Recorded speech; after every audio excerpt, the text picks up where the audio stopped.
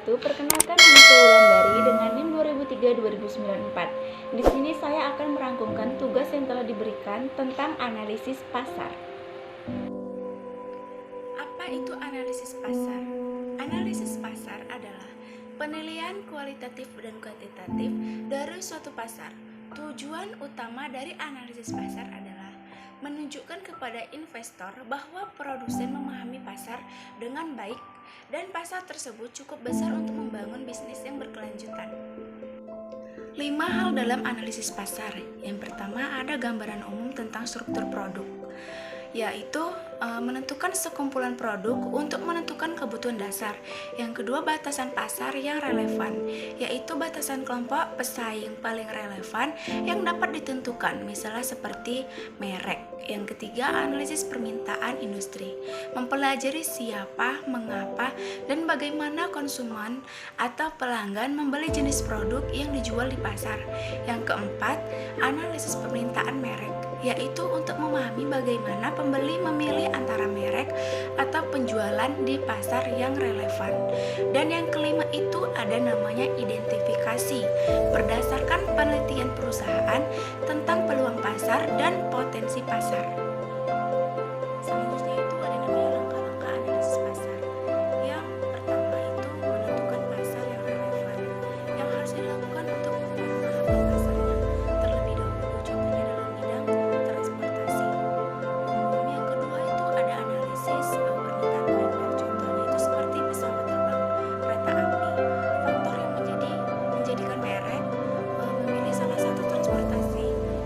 Yang ketiga itu menganalisa permintaan selektif, dapat dilakukan terhadap konsumen yang loyal terhadap salah satu merek. Apa yang menjadi dasarnya? Yang keempat ada namanya analisis pasar untuk menetapkan segmen pasar. Yang kelima menganalisa persaingan. Yang keenam itu ada analisa pasar untuk identifikasi target potensial. Selanjutnya yaitu ada namanya faktor-faktor yang mempengaruhi analisis pasar. Yang pertama itu ada faktor kesuksesan bisnis. Faktor kesuksesan bisnis itu untuk mengacu pada elemen-elemen yang perusahaan perlukan agar dapat mencapai tujuan pemasaran. Contohnya itu beberapa faktor. Yang pertama ada akses ke sumber daya unik yang penting. Yang kedua ada kemampuan untuk mencapai skala ekonomi terbaik. Yang ketiga ada namanya akses ke saluran distribusi manapun. Dan yang keempat itu ada namanya perkembangan teknologi. Dan materi selanjutnya itu ada namanya manfaat analisis pasar. Ada namanya mendapatkan konsumen dengan melakukan analisis pasar. Yang hebat, kita lebih mudah dalam mendapatkan konsumen karena produk yang akan kita jual itu sudah sesuai dengan apa yang dibutuhkan oleh konsumen. Yang kedua itu ada namanya melihat persaingan saat membuka bisnis. Kita itu bisa melihat persaingan bisnis yang membuka bisnis sama dengan kita lebih dahulu. Yang ketiga itu ada namanya manfaat peluang. Manfaat peluang itu salah satunya untuk peluang bisnis dengan membedakan dengan produk yang sudah ada di pasarnya. Yang keempat itu ada namanya mengurangi resiko. Setiap bisnis itu resikonya masing-masing. Dengan analisis pasar kita bisa mengurangi resiko kita yang terjadi mulai dari kegagalan bisnis. Tapi dengan adanya bisnis tersebut terbuka, kita bisa menjalani bisnis kita dengan lancar. Bisa kita hindari.